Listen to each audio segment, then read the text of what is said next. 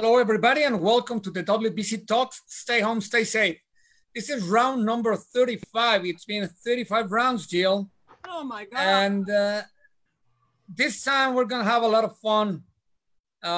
We will talk a lot about boxing, but first, let me introduce 𝗧𝗔𝗟𝗡𝗗. She's the director of the WBC University. She has a great message for you. Hi, Victor. Hi, Jill.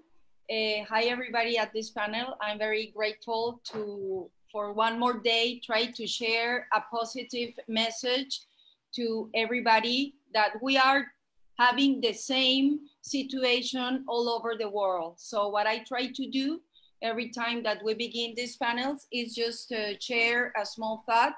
And today, I'm going to talk about working with our strengths. Our strengths are our positive characteristics, individual attributes.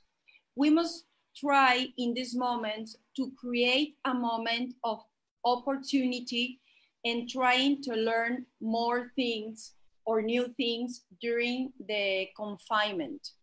We are going to review today 6 virtues that they are considered by some psychologists positive characteristics that we all have, okay? So they are wisdom and knowledge, courage, humanity, justice, temperament, and transcendence. These virtues will provide us with tools to face confinement. And they are all, it is also important to comment that they are linked to positive aspects, okay, that we can develop in our daily routines and in our daily tasks. If we talk about wisdom and knowledge, what develops with that is curiosity, the love of learning, creativity. It opens our mind, our perspective, and with the courage, we work with integrity, vitality, and perseverance, okay? Through humanity, we increase our capacity of love, our solidarity, and our social intelligence, okay? With justice, we integrate ourselves as teamwork, the leadership, and the equality, you know? And through temperament, we grow our capacity of forgiveness, okay, of being prudent, of our self-regulation, and our humanity, okay? And with transcendence, we develop our appreciation for beauty, our sense of humor, our gratitude. We get more optimistic and our spiritual life also grows. If we are able during this confinement to identify our strengths, then it will allow us to grow as human beings. And during this confinement, we can take advantage of the time we have for ourselves right now. And when all this is over, then we are going to be ready to go to the real world as better persons, as better human beings, and to be more conscious of who we are and what is our mission in life. I always think that we always have an opportunity to be the best version of ourselves. So I'm really looking forward to listen to this panel, to share with you all your experience, and good luck, Jill and Victor, and welcome to everybody. Thank you. Thank you, 𝗧𝗔𝗟𝗡𝗗. And now I want to introduce, well, everybody knows Jill Diamond around the world. Hello, Victor. Hello, Jill. How are you? Good, good. I'm good. How is everything in New York? Scary doable. I just took one of the worst train rides of my life. I mean, the anxiety you have when you do it, you're glad that you can do it, but it's a test. It's a test. It's still the greatest city in the world, but you need mittens, shields, goggles, masks, and you can get out there and do it. It's hard. It's very hard. Well, yeah, Mexico is not different. We're trying to take care of each other, but yes, it's been hard. Very But hard. let me now introduce 𝗧𝗔𝗨𝗡𝗗. I see him in every fight. He knows everything about boxing. He's an historian and he's an analyst, and he's been working with a lot of media, and he's a gentleman. That's how I sense Steve. Steve, how are you? Thank you, Victor, for having me on. Thank you, Jill. It's great to see Woodsy and Sergio. And like Jill and I actually live not too far from each other. And New York is a crazy place right now, but we're doing our best. And I guess the new normal has become the normal. So we're doing the best we can. Yeah. Thank you, Steve. Now I would like to introduce Michael Woods, podcaster, producer, writer, and he knows about boxing and talks straight about it. Michael, how are you? I'm doing well enough. Thanks for asking. And I want people to notice, if they don't want to see my face, it's okay. They can look behind. I set it up so I got Madonna behind. So if you want to, gaze past the beard and the hat, whatever, it's something better to look at behind. Thank you for having me. I appreciate it. And that was a great introduction. And I realized, wow, this is really a university. So I had an extra sip of coffee because I realized I really got to pay attention during this university session. I have my coffee too, but to be honest, I was not looking at you. I was looking at the picture. We got to be honest. Through all this, the perseverance and all the good attributes, I say that we have to be, as much as we can, be honest. That's the business that I try to be in. Journalism. It can't be called journalism if you're not being honest as much as possible. Because if I'm just writing what you like all the time, then I'm just a PR agent. And Jill referenced that before. Sometimes people see the journalist as the enemy. I don't want to be the enemy, but I also don't want to be having it so everyone is so comfortable that they just know that I'm only going to write the nice stuff. Because if people are only writing the nice stuff, then you get what we have here today, which is, not to get overly political, but this thing has been mismanaged. This COVID-19 has been mismanaged from China to America to many other places. And the reason that happens is because people retract from talking the truth. You have to speak truth to power. You have to be honest about things. I love what you said about playing up positive strengths and attributes. I definitely need to do better with that.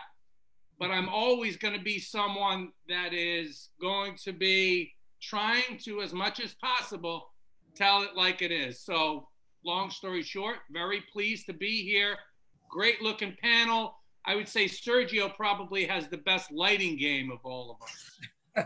I haven't even turned on the light, but power to the people, Mike. Power to the people, brother. Sergio, I think we're 3 Latinos against 3 guys from Brooklyn. Oof, I like our odds. Yeah, it's going to be tough. I know Sergio, former WBC super welter champion and also boxing analyst now with the Zone. Sergio, how are you? Victor, Jill, Michael, Steve, everybody. Mucho gusto, un placer. Nice to see everybody. Familiar faces. Yeah, I think a little bit of everybody is how I feel. And I think the thing that maybe I didn't hear here is humor. I think at a time like this, you need to find a little bit of humor also. That's why I'm glad that television is starting to do that, with like Saturday Night Live and television shows. It's not just 24 hours of pandemic, of quarantine, of germs everywhere. Don't touch this. A little bit of humor, a little bit of enlightenment, a little bit of of education, but you have to have humor also. You know, you have to laugh when things are bad. So a little bit of everything. I'm glad to be here. You know, Mauricio Sulaiman's idea was to do this, to distract the people, to talk about boxing, but to take them away from what is happening outside. So you're right. You know, distract is maybe a fearful word. You know, distract is like, look at this, for I can do a magic trick here. And it's just we're getting together to talk. This is like a conversation that people could enjoy, hopefully, and can learn something. But yeah, right now it's important to be honest, like you said, be humorous and be educational. Let me throw something in there, Sergio, about humor. I know that myself, I've had a little more trouble smiling and laughing for the past couple of months.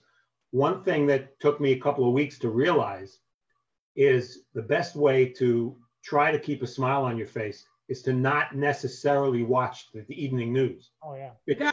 Because I mean, that will bring you down. Now, you want to be informed, obviously, Absolutely. but the evening news is one bad thing after the other. And I've given it up for the most part to just, you know, sit in a different room when the news is on. Absolutely. And you have to select what you read in social media also, because it's everything there. I just want to get facts. What do I need? Do I wear a mask? Do I not wear a mask? Can I walk down the street? Can I not walk down the street? I don't want opinion, because it all seems to be opinion. I just want the facts that I need to be able to function with. That's it. The rest is so many different opinions, and nobody really knows. I'm with you, Steve. Yeah. But let's forget about it. We're gonna talk about boxing. Boxing. Good idea. I wanna show this picture to Sergio, because I tried to reach him when we worked side by side many times, and I wanted to thank him for taking this picture. It's the one that I have in my phone also, and he took it. We were working the 𝗧𝗔𝗨𝗡𝗗 Ramirez fight, and you took this picture, Sergio. Yeah, I remember walking by, and it had such an impact on me, not only because I was part of the commentating thing, but if you read what I tweeted there, the Mexican-American dream is alive and well. And not to get too political, like Woodsy he's itching to do it. And I hear you, Woodsy, I'm on your side. But right now, you know, there's a lot of negativity, and everybody's dream is still alive and well. It's just hindered. You know, there's a problem that we just have to fight, and everyone needs to get together and fight it. Everybody. I mean, we're as a human race, not as a culture. But this was a proud moment for me when I passed by and see a Mexican American doing great things, and not only in the ring but outside the ring. That man right there is incredible. Absolutely. Absolutely. He's a wonder. Well, I want to go back to the beginning. How did you get involved in boxing? Well, yeah, Sergio. Oh, I'm sorry. No, go ahead. Go ahead, Sergio. Go ahead. Lost his audio there. Yeah. No. We cannot hear you. Can you hear me now? Yes. Okay. I'll keep this short because I'm more interested in hearing Steve's. I needed high school credit, and I wasn't going to graduate with my class unless I got physical education credit outside of school. So they offered a boxing program, and I went to go box, and that's how it started. And I graduated with my high school. And you became a world champion. Thank God. Yes, sir. WBC world champion. Steve, I'm interested. Let me talk about you for a minute, because you know, for many, many years, I've been a huge fan and supporter of you. And looking at Ramirez in that picture and looking at Sergio reminds me of something. This is a little off subject, but I think it needs to be said. We all know hundreds, if not thousands, of boxers. And maybe for some people, there's a tendency to group people together, to stereotype them. I can't think of two better examples than Sergio and Ramirez of the fact that you can't stereotype boxers. They're all different. They all have different levels of everything. And I think that's, and there's Sergio a couple of years ago, I guess, huh? But Sergio's trip to to fame and fortune and success in boxing was a little different than most fighters, because he went through the Contender. And that made him a big star. And, you know, a lot of people saw that fight when he fought Manfredi in the final of the Contender. So it was a little different trip for him. But one of the reasons I think he was successful and the public liked him is because he broke the stereotype of what some people think of as boxers. And that's, to bring it around to me, that's what, as a member of the media, that's what makes boxing so interesting. You can't stereotype boxers any more than you can stereotype anybody else in any other field. And boxers tend to be very, very interesting people, perhaps uneducated, but certainly not unintelligent. Thank you, Steve. Yeah.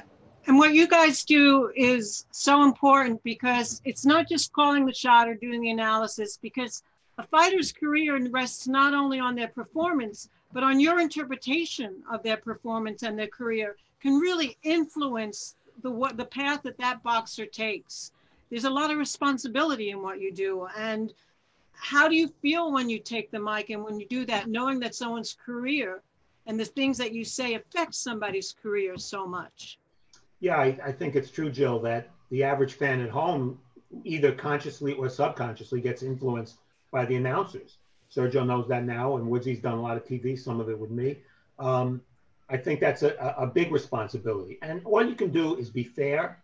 And if you have a journalism background, which I do, you always know there are times to give opinion. There are times when you want to be factual, and just be fair. And if you have an open mind and you're fair, then look, not everything you say is going to be agreed by everybody else, but you say what you say. And if you have credentials, which after 41 years, I hope I have, you have a right to say it. And the rest is up to the people to digest and make whatever they want out of it. Michael? Can touch on first how I got into boxing, and I spent probably 2 minutes thinking of that, because sometimes it's not easy to pick an exact when.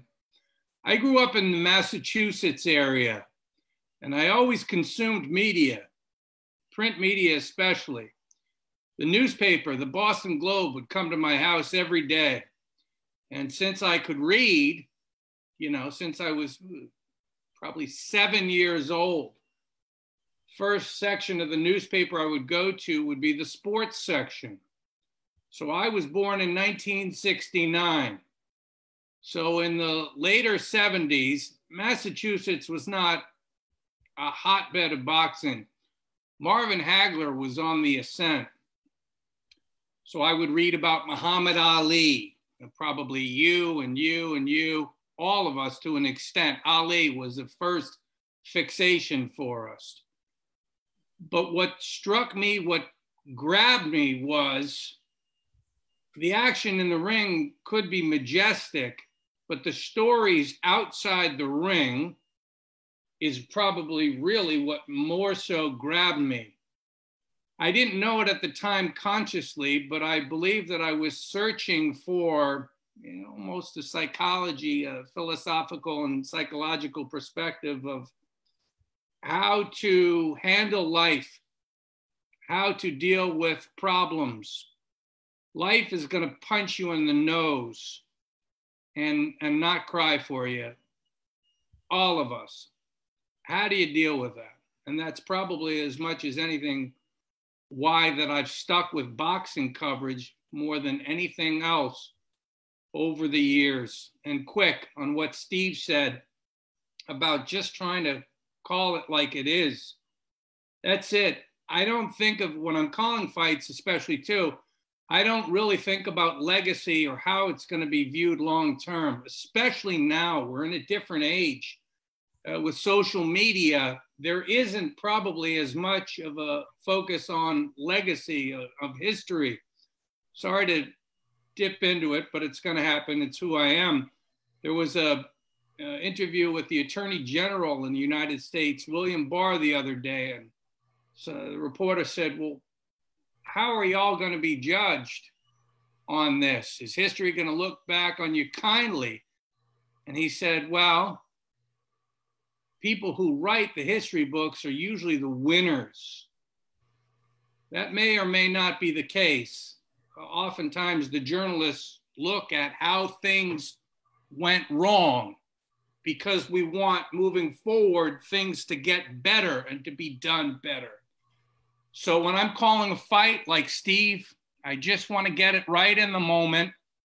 I'm not thinking about any long-term perspective, and I'll finish with this element. I was also drifting off as y'all were talking about when you're calling fights and trying to keep it real. I've been doing Facebook Fight Night Lives now for probably, it's going on 3 years. And so we do a lot of them, sometimes 2 a month. So I've called a lot of fights. I think probably only one time has a fighter come up to me afterwards and said, "Oh, you're that guy who I heard say this or that." I'll tell you who it was. It was a lady. It was Karen Doolin. Now, Karen has probably lost 85% of her fights. But that's not to her discredit. She keeps on fighting. I called one of her fights, I think it was in Philadelphia. And I noted for the record that she doesn't possess much power. And she doesn't. And that wasn't to discredit her. That's just calling it like it is. But she took issue with it. She said, "Oh, well, you said I don't have very much power." And God bless her. She brought it to me. She processed it with me. And we processed it right then. And I didn't say, "Well, Karen, you don't have very much power." I said something to the effect of, "Well, you tell me exactly. I don't remember. What did I say?" And we processed it. And we shook hands. This was back when you used to shake hands. And we got past it. We got through it. We're very friendly. So that's it. That touched on a couple of the elements. Why and how I'm involved in boxing. I'm with Larry Merchant. It's for the people. It's for the stories. The fights are great. Sometimes the backstories pretty much are always really, really good. And if I can add something to that, it's interesting having Sergio here because Sergio calls fights now for 𝗧𝗟𝗏, does a great job. His perspective is going to be very different naturally than Woodsy's and mine. He was in the ring. That's something Michael and I, can't relate to. Maybe we bring certain things that Sergio would have a little more difficulty bringing to. But it's a different perspective. So who you are and what you've been influences how you call a fight or how you analyze a fight. Absolutely. You know what I'm realizing, guys, is that fighters, we can go 12 rounds with the world champion. We could take a beating, our bodies take a beating, but our ego is very sensitive. And every fighter, including myself, I had some strong words to say to 𝗧𝗟𝗏𝗡 one time after my fight with Mosley. But yeah, we have very soft egos, and it sticks to us. I mean, you could talk to Sugar Ray Leonard right now, and he'll tell you something that, Hart Hagler or Duran said some 20, 30 years ago. It sticks with you. And writers, they have a passion for bringing a fight to life, and they do it great. They do a great job. I love reading certain writers. But boxers that don't read, they don't get that. They don't get the whole science behind the writing. They don't get the whole art behind the writing. They don't bring how you can make something brutal beautiful through words.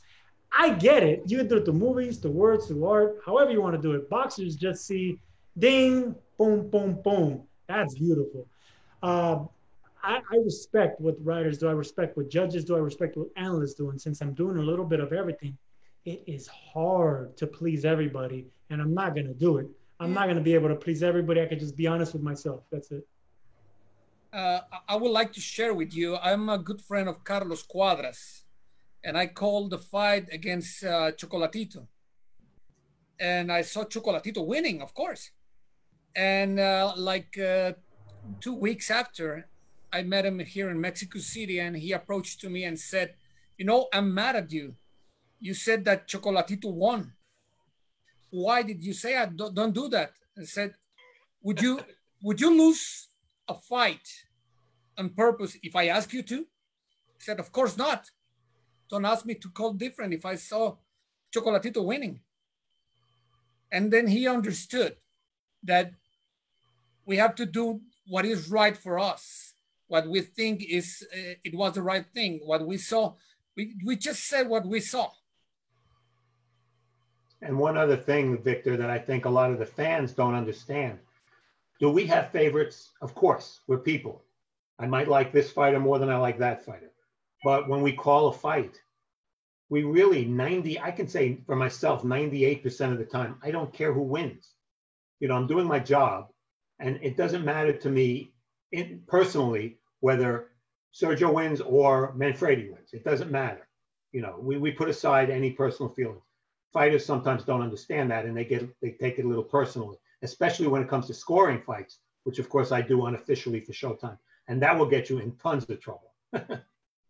Steve, tell us about the Counterpunch, about the charity event that you did way back.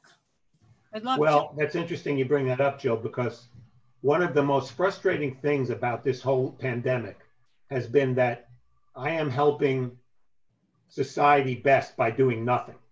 And that's hard. Every instinct as a New Yorker is for me to go out and do something. Right. Now, after 9/11, as a real New Yorker, I felt compelled to do something. So I ran a benefit at Gleason's Gym. I got all the old fighters, Emil Griffith, Jerry Cooney, Sergio Rodriguez, all these former champions, and they boxed, you know, very, very casually, of course, not trying to hurt each other. And we raised $50,000. And I can honestly say, of all the things I've done in boxing in 41 years, it's the proudest moment I ever had, because I really did something good. And there was a lot of help given to me by Bruce Silverglade and many others. But Counterpunch was a successful venture. And I wish I could do something like that today, other than send money, which I've done. But that's not the same as getting your feet wet. So unfortunately, staying home is the best thing most of the New Yorkers can do. You're right. We all feel sort of helpless. I mean, the WBC has done a couple of things. We have our Heroes for Humanity Awards, which people have been incredibly responsible and sent in so many candidates. And we're giving out awards to people who are gone above and beyond. But one thing they did that I thought was quite wonderful, they put together a video addressing the rise in domestic violence using many of our world champions. And they did it in both Spanish and in English to circulate it to people. But those are the kind of things you can do. You can't go out there and do the kind of things you would normally do. But those two videos I thought were incredibly thoughtful and helpful to a lot of people. When you have the fighters of those calibers saying, be kind to other people, don't bring that frustration into your home, don't speak to your wife or your children that way, it's nobody's fault, we're in this together. They're really beautiful videos. Well, I think one of the things that this pandemic has done, you know, when you're in boxing, working boxing, whether it be a writer, broadcaster, whatever, you're doing it every day, you get into a rhythm, and because that rhythm has been broken, and we don't have boxing in front of us, it's given us a little time to have some perspective that maybe we wouldn't have otherwise had. And that, I think, can be a positive thing. But Sergio, what about it do you miss the most? I ask you all that. What is it you miss? Victor, Michael, what is it you miss right now? Well, for me, it's, you know, since I'm barely getting my feet wet, and I'll use that analogy, with commentating, with traveling, with doing the analyst work, I'm missing that right now. I have 2 kids at home. I'm married, got 2 kids, and anyone that's married with toddlers and a 2-year-old and a 5-year-old knows that the ideal place is not at home right now. It's, you know, it's being out and working. So I miss that. I miss being with my colleagues, and I miss that nervous feeling I get again when I go in front of the camera and have to perform in a different way. So I'm missing the adrenaline. I'm missing the traveling. I'm missing the learning, and I'm missing the engagement with people, with strangers, and getting to know fellas. Contact. Michael, what is it that you miss? The money. Right answer. We have like the highest unemployment rate since the Depression now. So, I mean, maybe the only thing worse than working in boxing is being a waiter. I mean, really. Yeah. And Jill, you bring it up. Great job. We're all in this together, man. Everyone, not everyone, but most everyone feeling that same pain. And that helps when we're in a mindset of sharing and understanding. How much can I bitch? I'm not, because I got roof overhead, just had Fresh Direct deliver groceries this morning, right? I'm cognizant of it. I'm mindful of it. People elsewhere have it so much worse. I'm not sick today. My kids aren't sick today. And that brings it back to the theme of this, talking about strengths and positivity. And that's not always easy, especially for a text guy, for a writing guy. I am born to sort of critique, analyze and critique. And people respond to negativity more. If I'm writing about Broner or Tyson's comeback or what have you with a negative spin, more people are going to be interested in that story than a purely positive spin. It's harder to write a really nice story. But isn't it all the time? That hasn't changed. No, that hasn't changed, but because of social media, there is more of an encouragement to be negative even more. Jill, you see in real time the number of hits that you get when you slam someone. Circling back to what we said before about the fighting life, back in the mid-90s, 95, 96, I was a little bit younger. And I said, well, you know what? Let me just do one fight. Let me do one fight and really get a sense of it, right? Because ideally, you want to be immersed in the arena if you're writing about it. So I quickly found out, Sergio, that I am not built for it. I am built for writing, not fighting. In a sparring match, I pumped out a jab and old Stevie, you know this name, old 𝗥𝗢𝗨𝗡𝗗.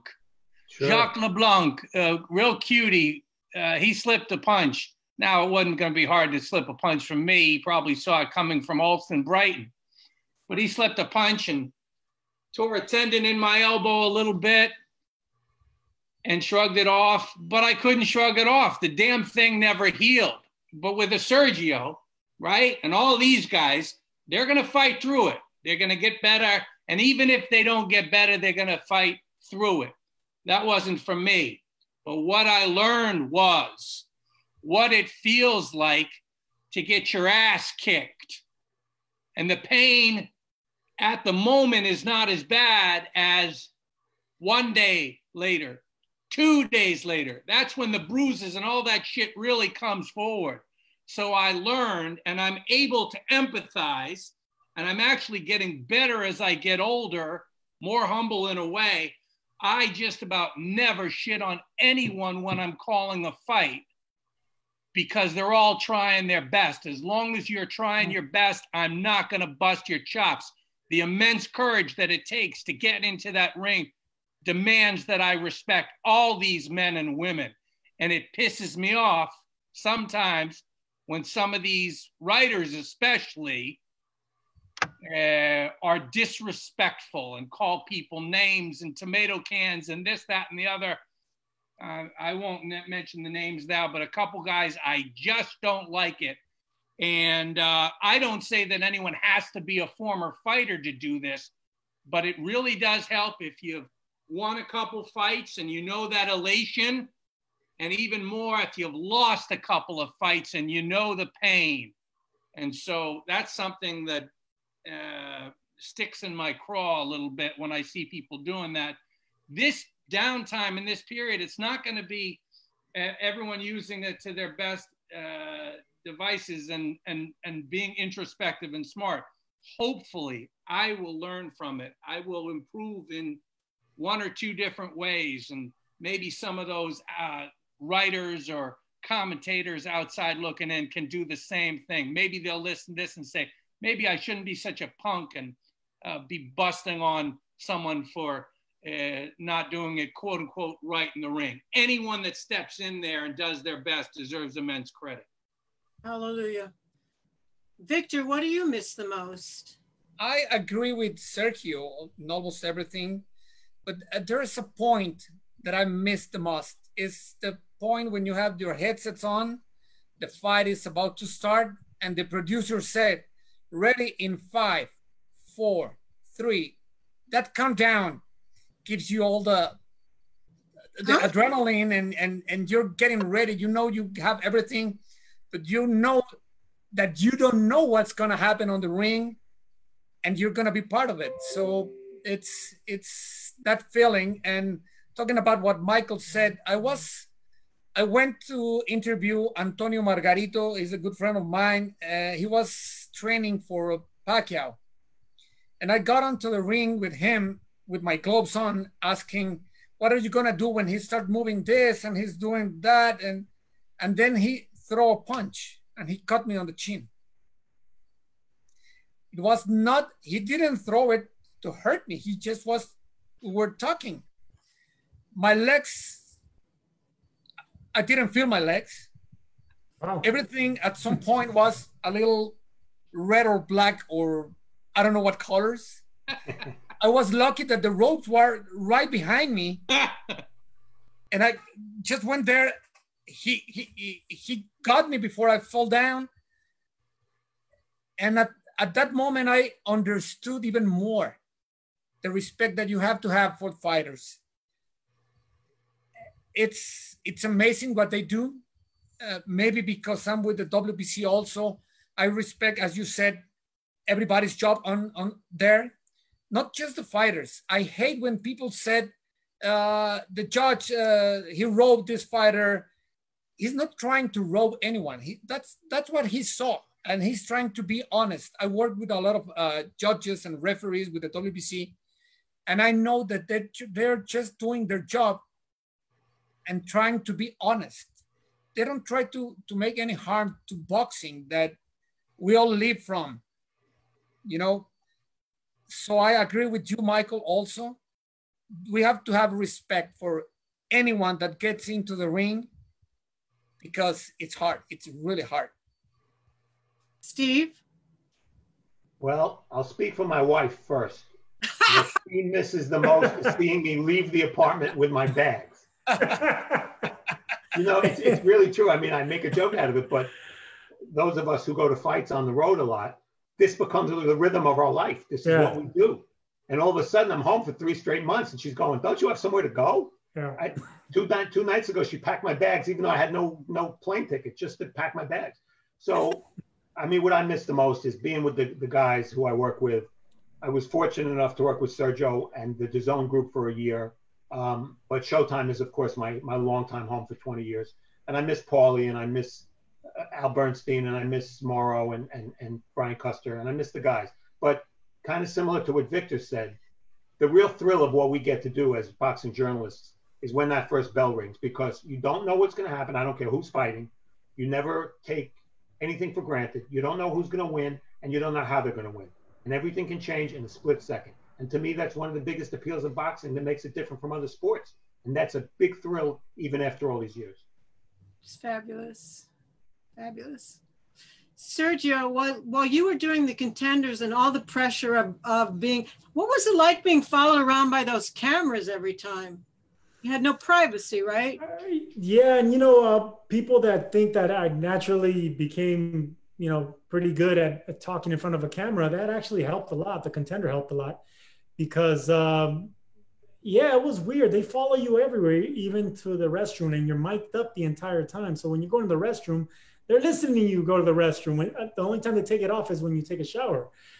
So yeah, that takes a little bit to get used to adjust to that lifestyle, but that's what you signed up for, the no privacy. And it's like that when you go to sleep too. There's cameras in your room, there's microphones everywhere, and you just get accustomed to the cameras. You get accustomed to the fact that your life is out in the open. Now, what you don't get accustomed to is after winning the show and the cameras are off, all the attention you're going to come with afterwards, like the 15 minutes, and everyone knows your story. They know the name of your girlfriend, your mom, their dog, anything you said on the show. They feel they know you personally. So I got a small taste of my 15 minutes, and people just want to meet you. They want a picture with you, a signature, and it's overwhelming, but it's flattering, of course. But you have to always appreciate the fact that it could all be taken away, because it is taken away at some point. You know, 15 minutes doesn't last forever. So just enjoy the ride. Right. That a friend of mine actually was the first one to develop reality TV. Her name was 𝗧𝗟𝗡𝗗𝗡, and her show was The Real World. She did it because she didn't have enough money to put on a show. So she went to MTV and she said, let's throw up some cameras and get some kids. But that's different than actually having to then go into the ring and fight and having all of this additional attention and scrutiny on you. You know, so I imagine that that's very affecting. No, it was very difficult psychologically because they would pull us to do an interview right before our fight, and they would do the same right after the fight, whether you won or lost. Now, when a fighter loses, and you know, I didn't lose on the show, but when a fighter loses, we saw that on the Contender. We saw the walk of shame, like they made it seem. They did the ominous music. We did the hanging up the gloves. We did everything, but we finally put a camera and with some, you know, Hans Zimmer music to it. And it was just so emotionally gut-wrenching. But fighters go through that every single time, whether you're a 4-round fighter or a 12-round fighter, whether it's a championship fight for millions of dollars or $400. We're still getting heartbroken if you lose that fight. But now we brought the living room into the locker room. Wow. That's emotional. That's not a moment anyone wants to be caught on camera. No, it's not. But after it's over and the pain wears off, you know, it's captured forever. And at least, you know, everyone's human. Everyone could see, you know, everyone's, you know, been beat up by life. So they vicariously live through a fighter. And if a fighter can have that moment captured and appreciated down the line, you'll appreciate it. Like, for instance, all the other contenders that got their butt kicked on the show, now we laugh about it. Now we're on text and we do memes and we do video chats and stuff like that. And we joke about it, but it's something they don't regret doing, Jill. They do not regret being on the show. They don't regret losing to a certain fighter, getting beat up, getting embarrassed in front of millions of people, because it was something that 1 in a million people never get to do. And it's a movie. I got a question for all you guys. So boxing comes back, no audience, just the basic people have to be there. Do you have to be there? They're talking about remote judging. Can you do what you do and not be at the arena? Well, I know our preliminary talks as to how we're going to proceed at Showtime, the announcers will be at the fights. That I know. I also can tell you that as a unofficial judge who's done it for a lot of years, scoring a fight on television is a drastically different way of scoring a fight than scoring it live. It's just a different perspective, and I don't think it's fair to do. I don't think it's right to do, and I hope I don't have to do it, because you really want to be there. You want to feel the punches, you want to hear the punches, and you want to see the perspective of someone who's ringside, not someone who's watching on a monitor. I've called a lot of fights over the years, as I'm sure you guys have as well, off a monitor. And it's a kind of an empty experience because the human element isn't there. Well, how far would you go to get fights back on? Well, fights will come back, and I think they'll come back certainly. You know, we've seen the UFC came back last weekend. Fights will come back, and I think initially they're going to come back in studios, sound studios without audiences. And I did I guess the last boxing show in America, which was on Showbox, March 13th, and there was no audience there. And you know what? Once the fight started and we were calling the fights, it was just another show. There wasn't that big a change for us. The fighter in the main event, Brandon Lee, a prospect named Brandon Lee, said, I would have finished my opponent earlier if there had been a crowd, because I didn't get energized without any noise there. So it did affect him a little bit. But for the most part, in terms of how the fights are going to be presented by television, I didn't feel that big a difference. Maybe it'll be different next time. I don't know. Interesting. Victor, they're saying they may be doing some fights in Mexico soon. What do you know about that? Yeah, using the WBC protocol that is really strict, and it's really good. There's a lot of advanced work with the promoter and the TV network, and as I see it, it's a very safe way to do it.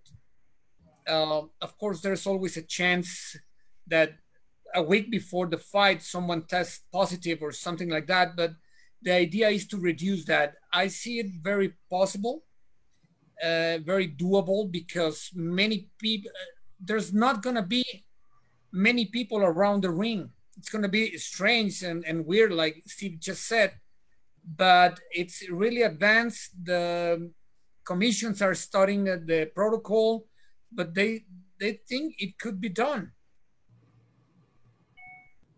And that was put together by the doctors, by the UCLA, and Dr. Sethi was part of the person, one of the people who put this protocol together. Does it involve keeping them in camps or something for a couple of weeks before? They're going to be isolated for at least 14 or 16 days. Not just them, the trainer, the doctor, and everybody, they're going to be isolated. They can train there, but they're going to be isolated. And then from there, they're just going to go to the fight. Everything's going to be sanitized, even cameramans. Everyone that's going to be there is going to be tested. And it's the safest way to do it.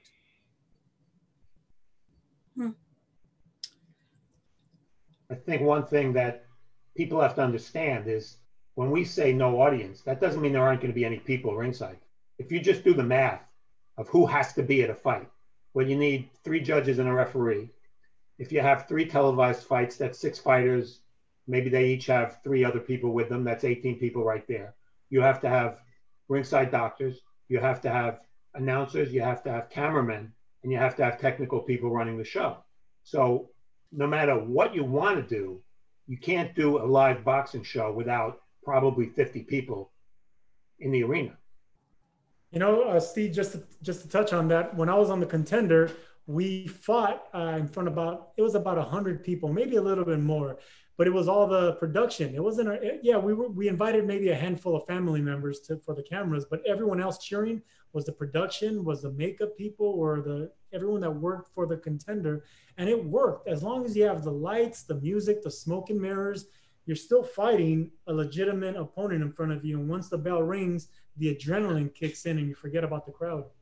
Right. Jill, I spoke to Bob Arum 3 days ago. I said, when are you going to start again? He said, we're looking at the beginning of June in Nevada, in a studio setting, no fans, max of 4 fights, only essential personnel there.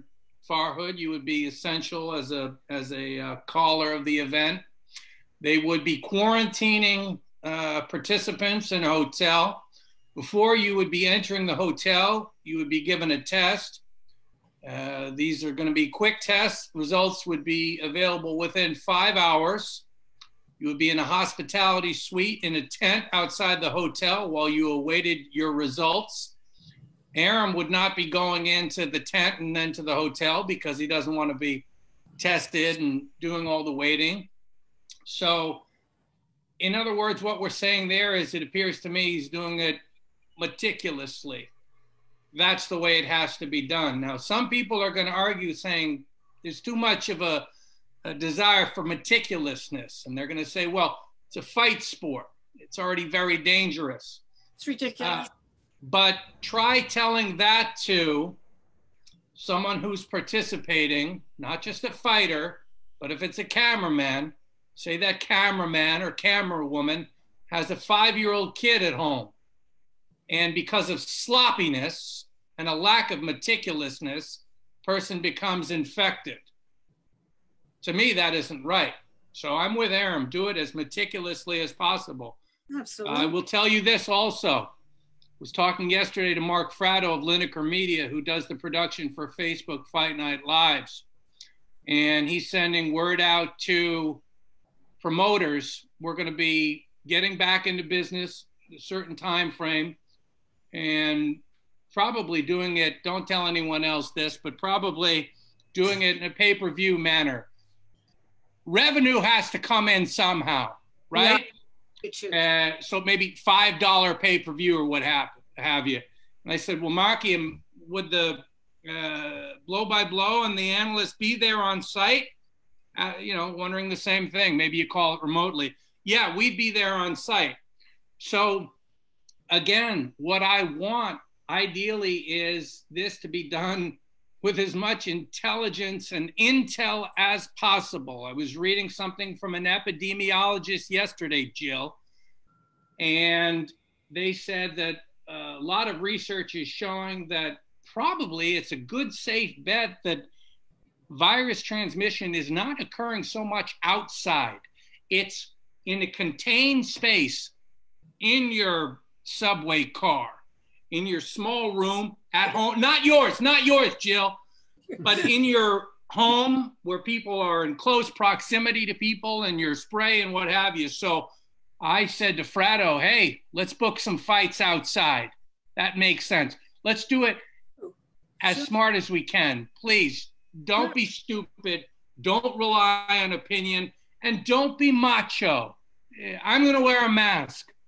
Macho will kill you in a situation like this. Don't be macho and stupid. I agree. They say that I think Showtime is looking into doing it at Radcliffe in California, taking up that studio. I used to actually work there. My office was on Gilligan's Island. They name all of the office buildings after shows that they've done. So I had to drive to Gilligan's Island each morning. But it's a big studio space. Hey, that makes sense. You know, a boxing show in Gilligan's Island said we could have a 3-hour show. A 3-hour show. 3-hour tour. Humor, baby. Humor right there. Bingo. I want to show a picture, and I want Steve to tell us about it. Oh, God. Oh, Steve. Lord help us. That's kind of like my hair looks now, except it's straight. This was, well, let's see. Pernell Whitaker was fighter of the year. That's got to be, I guess, in the 90s, right? Maybe the year he beat, quote unquote, Chavez. But that's the late Pernell Whitaker with a bad hair day, Steve Farhood.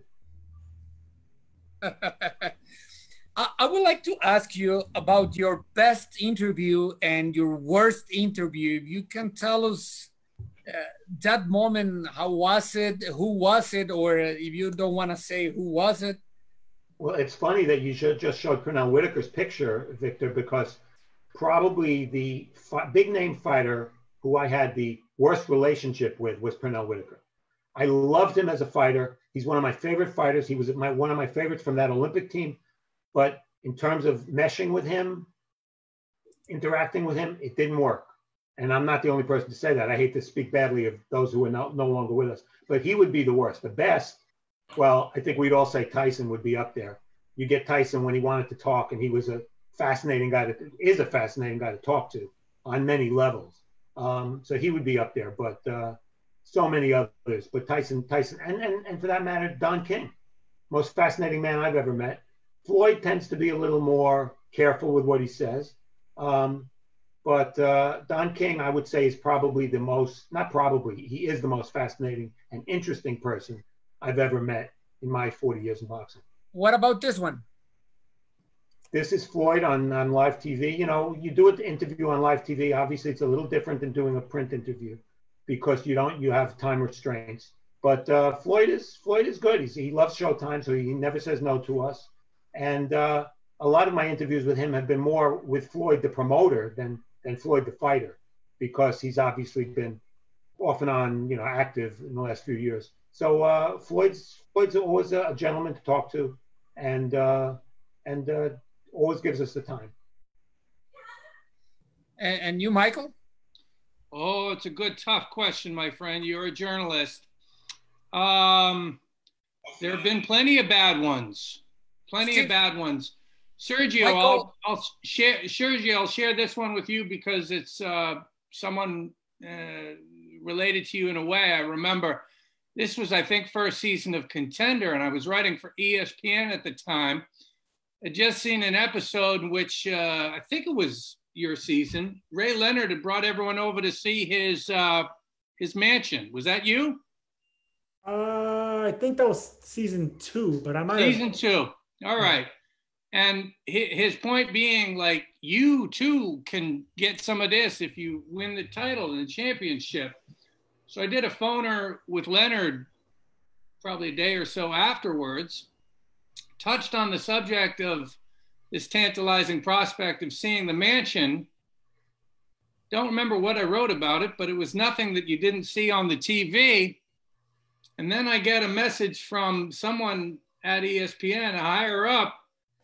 Oh, Ray Leonard is angry at you for talking about his mansion and such. And so I said, well, it's nothing that wasn't on the TV. So it happens all the time. Sometimes you deserve it. Sometimes you probably don't.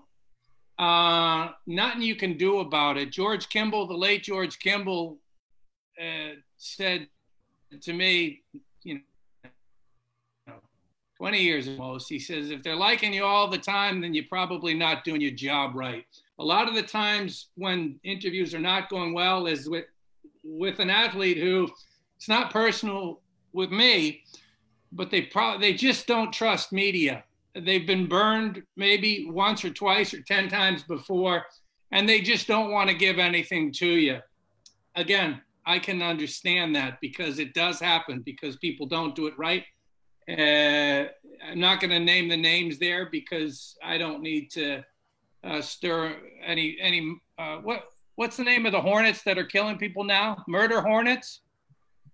Yeah. Something like Yeah, that. I don't need no murder hornets on me, so I won't name the names, but a lot of times it's because guys and gals, but more so guys, they just don't trust media, so they don't want to give you nothing. And the best ones are when we get into depth of emotions and feelings, and someone is really giving of themselves, maybe more than they expected to. And when it helps them, when they were able to get cathartic and maybe share something that they hadn't expected to. And so they're appreciative of the writer bringing it out of them. So I don't have one off the top of my head, but when that happens, that's a thumbs up. That's a great thing. Sergio, do you have any? Well, not interviews, but I have I have amazing stories that will make an amazing memoir one day if I decide to share. But yeah, for me it was Diego Corrales. I was with him actually the night before he passed away. He was with my family. We're in Las Vegas. He was one. Arturo Gatti, me and him had a one-night bender in Vegas as well. But also Jeff Fennick in Australia as well. You get to know these stars, these legends that you just see on television. And then when you see them on a human level, it's not an interview, but it's just me and them. So it's not like we're having dinner around a crowd and we have to be, on our best behavior, politically correct. It was just me and Diego, me and Jeff, me and Arturo. So I got to see the real them. Same thing with Sugar Ray Leonard. I got to see some great moments, some bad moments, some in between, and you share like a kinship. So in a way, that's an interview. That's a personal interview that you keep to yourself. But these are things that you see them on a human level, not just like on a gladiator level. And you realize everyone's the same, but we all put on our pants the same way. It humanizes them, but you still admire them. You still admire them. If I can just throw in something real quick, I don't know if you're up against it time-wise, but Jill, you'll appreciate this. I've always been a big advocate of women's boxing, and among the reasons is because as a member of the media, I find the women very often verbally adept, more so than the men, different backstories than the men. They're just refreshing. And I find women's boxing fascinating for that reason, to cover. Of course. Steve, was this interview easy, or he was a trouble guy? Oh, Michael Woods is nothing but trouble. Are you kidding? Any interview I do with Michael, 7-second delay, always. Obstinate, swearing. But his hair looks good there. I have a little exercise that Mauricio Sulaiman started in these shows, and I wanted to do it with you. We're gonna try to build the perfect fighter. So I'm gonna set one subject like power or jab or footwork, and you're gonna name the fighter in the boxing history that you think it would be the best in that area. Okay? I will start with power. Steve. For pure one-punch power, well, there's a tendency to want to talk about Deontay Wilder, but I won't pick him because I think his technique is not as good as others. Mike Tyson, when you combine the hand speed and the natural power, that was a pretty devastating combination. There's a tendency to pick a heavyweight here, of course, but there are so many lighter weight fighters as well who have tremendous power. Gennady Golovkin has tremendous power for a non-heavyweight. There are many. I'll pick a Mexican fighter or two. Ruben Olivares, one of my favorites, no doubt. Ricardo Lopez had unbelievable one-punch power. So it's not so much about the size as it is a combination of natural punching power and technique. But Tyson had three things going for him: the hand speed, the tremendous natural power, and the intimidation factor. You put those three together, and when he hit someone, they were hit. So you pick Tyson. I'll pick Tyson for now. Yeah, you're right. I mean, you can pick in any division. It's not just size, okay? Sergio. I can tell you right off the bat, for me, it was Julian Jackson. Watching Julian Jackson knock out people, he knocked them out twice. He knocked them out when he hit them, and then they knocked themselves out when they hit the canvas. They were usually out by the time they hit the canvas. He made me not want to be a middleweight. I remember because I was an amateur at that time, and my trainer would put on his videos, and I would say, wait a minute, I'm going to be in the same weight division as him because I fought as a junior middleweight as an amateur. He goes, yes, you guys are the same weight division. You guys weigh the same. It made me not want to be a fighter. That guy's power was just scary. Scary. Still scares me. And now he's working with little kids. We met him, Jill, in the Biloxi in amateur tournament, and he's amazing. He's smiling all the time. He's amazing. Michael, who would you pick? I'm gonna go with my guy Stevie. I know that if I follow in the footsteps of Farhood, I'm not likely to be wrong. I'm going to be a little bit more specific on it with Tyson. I'm going to go with Tyson and the uppercut. Two reasons I like that is because the punch is more rare. And also, you have to give props to him for the feet placement, how he positions himself. 𝗥𝗢𝗨𝗡𝗗 taught him when to use it. The explosivity of that punch, it lends itself to be brought up because the image of it, it's coming from underneath, snapping the head back, crying out loud. You can only imagine what's going on, the brain pan rattling there. So the stunning explosivity of that punch, the Mike Tyson uppercut, the damage he did, I'm going with that one. Yep. And now let's go to the jab. But I'm going to pick Michael first so he cannot copy Steve. Okay. Hey, I'm going to stay in the heavyweight division, a jab that I love to watch, that I always marvel at. And I'm with these old school analysts who say that is your building block. I'm going to go with Larry Holmes. So long and quick, and he never forgot to use it. Larry Holmes' jab. And we're going to have Larry Holmes on May 22nd, one-on-one with Mauricio Suleiman. Sergio. Tommy Hearns, the Hitman, or the Motor City Cobra, whoever you pick. Early Tommy Hearns, later Tommy Hearns, they were both devastating with that jab. And I shared personal stories with Sugar Ray Leonard, on a personal level. And he'll tell me that it was like a right hand every time he got hit with that jab. And I could, Tommy Hearns. So long. Thomas Hearns. Yeah, 78 inches, I believe it was, or 82. I don't know, but that's ridiculous. That's ridiculous. Steve. 2 words: Sonny Liston. Whoa. A fighter who we tend to forget because of his terrible losses to Muhammad Ali. But, his jab supposedly, very much like Sergio just said about Thomas Hearns, his jab was supposedly like a right hand. He had an unusually long reach for a guy who was his height.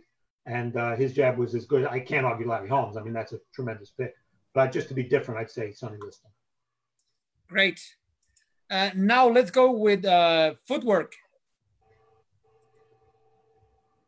Wow.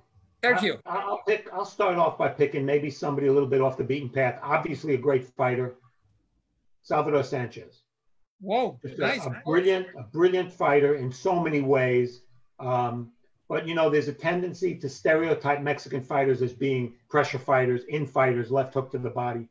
Salvador Sanchez was none of that. He was much more of a technically skilled fighter, and his footwork was fantastic. And for that reason, I have to ask you, Salvador Sanchez versus Julio Cesar Chavez, what would happen? Ooh, Chavez, I guess that, well, Chavez was a little bigger, so you give him the edge. But, and also Sanchez, we have to remember, was a 15-round fighter, not a 12-round fighter. So at 126 pounds, I'll pick Sanchez. Any weight higher, I have to go with Chavez just because he's going to be much stronger. Good answer. About footwork, Michael. I'm going to go with the greatest when he wanted to, the balletic grace of Muhammad Ali. It was, come on, footwork, the Ali shuffle. Ali wins. Sergio.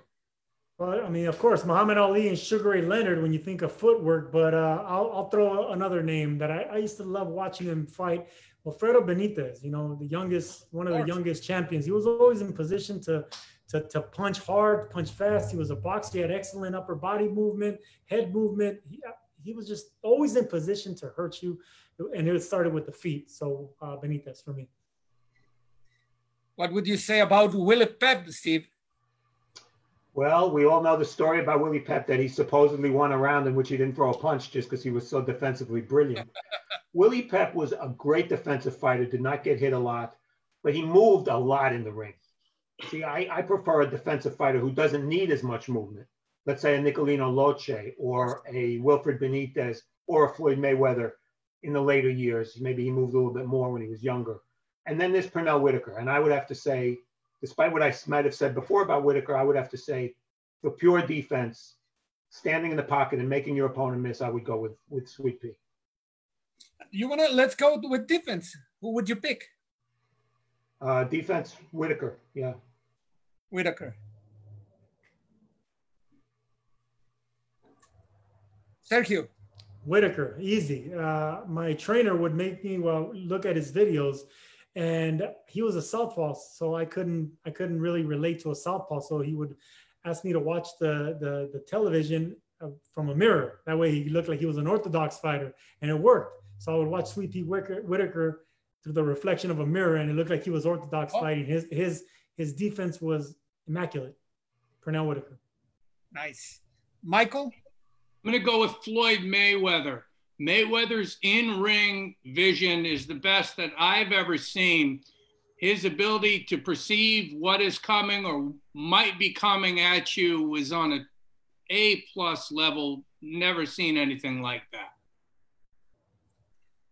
Now let's go with chin. Who can take the punches, the strongest punches? Let me start with Ali, and let me say that this one is a bit difficult for me to traffic in because you don't really later in life necessarily always wanting to be boasting about having a great chin. I'd rather see people block, slip, or duck. So young fighters watching this, again, it goes back to being macho. Don't go with macho. Learn from the snake. Evade it, baby. Slip it, duck it, move away.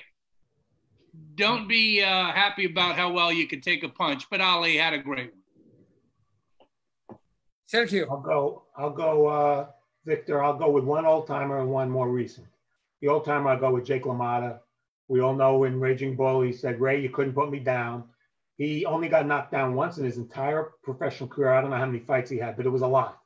And he got knocked down the second to last fight of his career. It's the only time he was ever down. So I would pick LaMotta in those days. And Marvin Hagler, only down once, a controversial knockdown against Juan Roldan. Probably shouldn't have been called a knockdown. But he took tremendous shots from Tommy Hearns and many other great middleweights. And Hagler would have to be included in any discussion of great chins. Yeah, LaMotta has 83 wins, 19 losses with only 4 KOs. So over 100 fights, down one time at the very end. Yep. Sergio. For me, and you know, I sparred him many times for about a decade. Antonio Margarito. You know, I think Margarito has one of the greatest chins in boxing history. I mean, the guy just, he would not stop coming. The more you hit him, the more he would just come at you. And it was part of his strategy sometimes, you know, and he would get hit flush sometimes or sometimes roll with it. But Margarito had an incredible chin, very resilient. And that's how he sometimes won fights, by letting fighters wear themselves out on him, which is not a good strategy, but it worked for him. Margarito was a beast. Now let's go to speed. Wow. A couple of fighters come to mind. Obviously, Sugar Ray Leonard, Floyd Mayweather, tremendous hand speed. But I'll throw a name at you that most people maybe would not remember. Meldrick Taylor had unbelievable hand speed. I mean, he and Howard Davis Jr. at that time were two of the fastest fighters for pure hand speed that I've ever seen. For me, I'll throw two recent guys that in their prime, Roy Jones Jr. and Amir Khan. Both of them had lethal speed, but I would have to put Roy Jones Jr. because he did it moving and in different angles with hooks, with uppercuts, and he'll double and triple up hooks, which is unprecedented until he did it. But with a quick 1-2 off the gun, Amir Khan has one of the fastest 1-2 just off the gun, 1-2, and that's why he was such a successful amateur. So those two for me. Michael?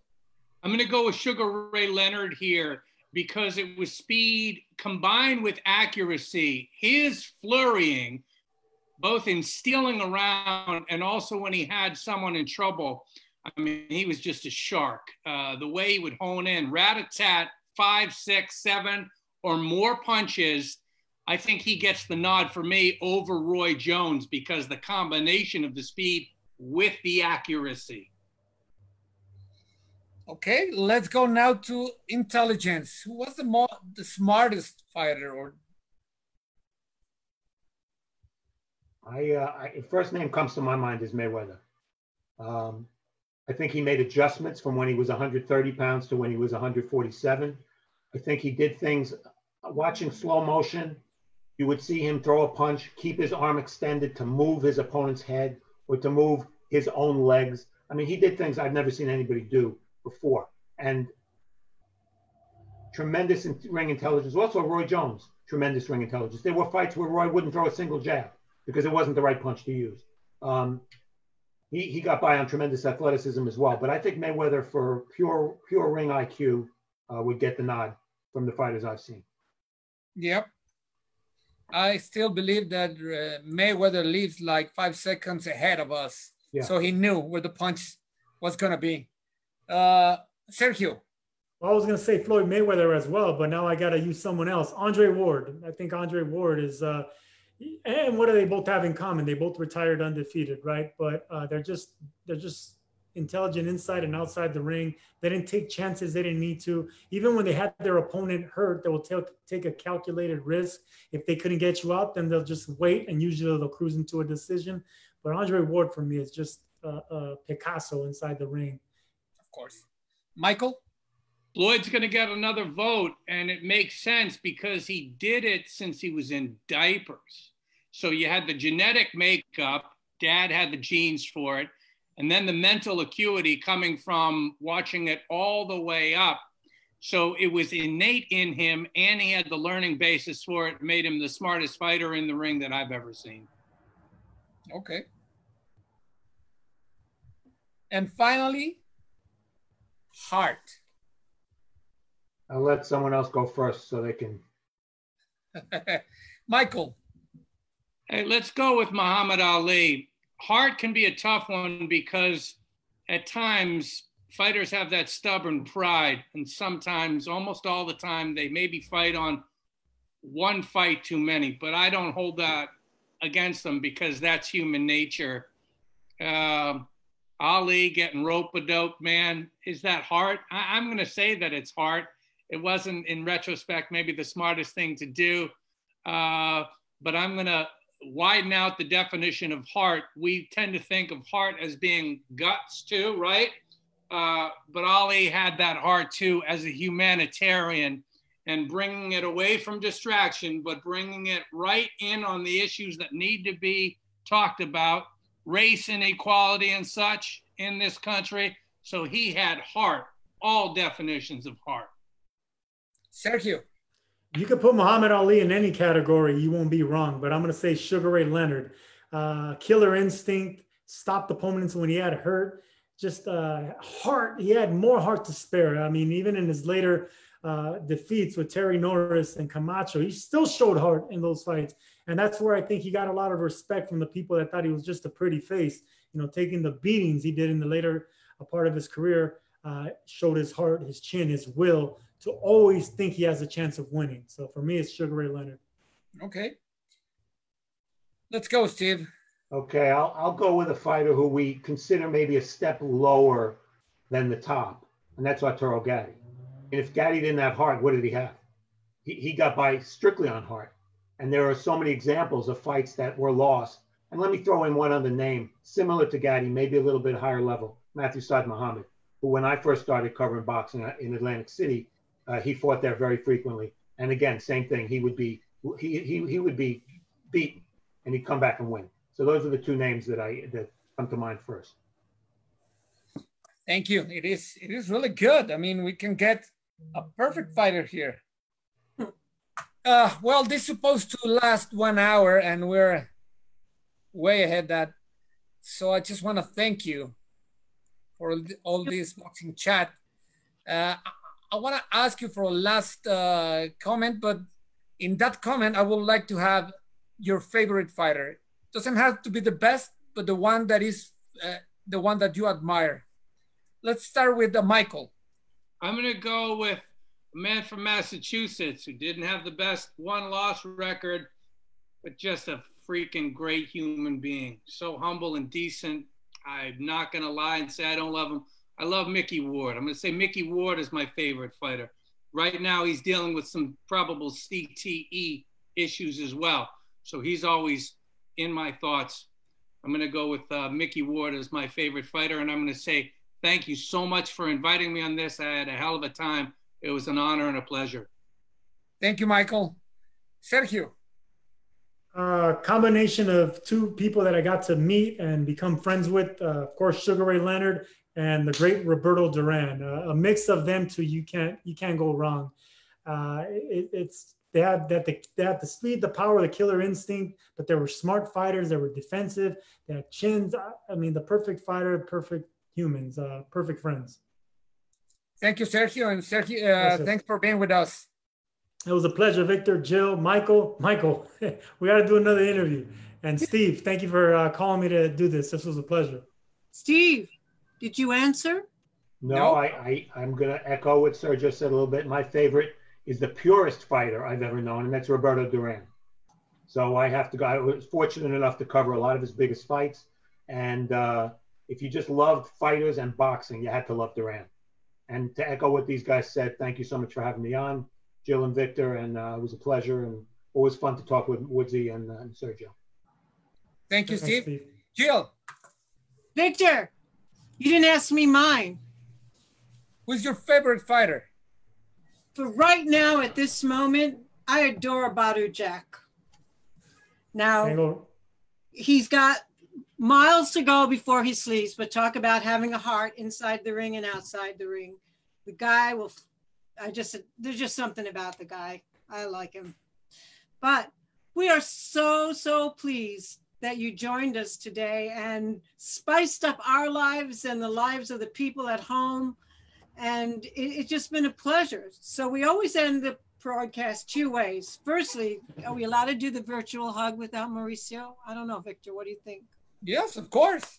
Okay, so we're going to do first we're going to say the famous lines. Say the lines, Victor. Which lines, Jill? Stay home. Okay, I just want to thank all of you. I really miss you, and I'm looking forward to see you again next to the ring. Thanks for your time. Thanks for sharing, and thanks for being as humble as you are. And please stay home. This is hard time, and the only way we can avoid it is staying at home.